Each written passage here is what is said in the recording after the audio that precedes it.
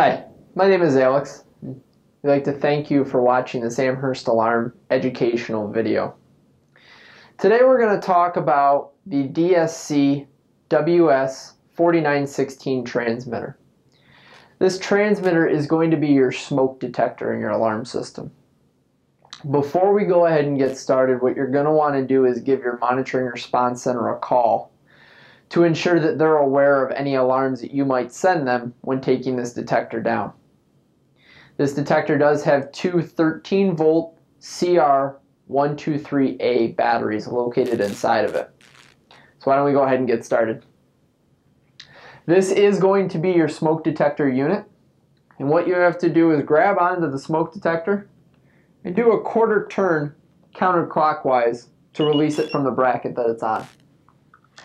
Once you've done so, you may notice that your keypad is going to start beeping, and you will still see the yellow triangle lit up on your keypad.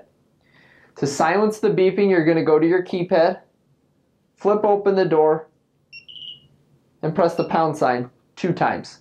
This will silence the trouble, and again, like I said, you will see that yellow triangle still lit up on the keypad. What you can then do is go back to the detector and notice the 2 lithium batteries that are located inside the detector. What you have to do is pop the batteries out. Once you've popped the batteries out, you're able to then change them and pop the new batteries in.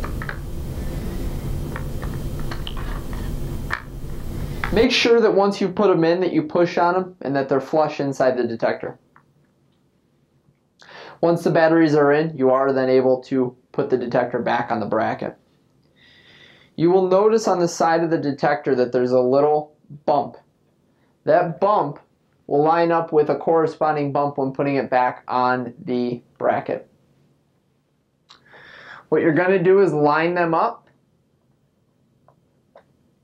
and then clockwise quarter turn your detector.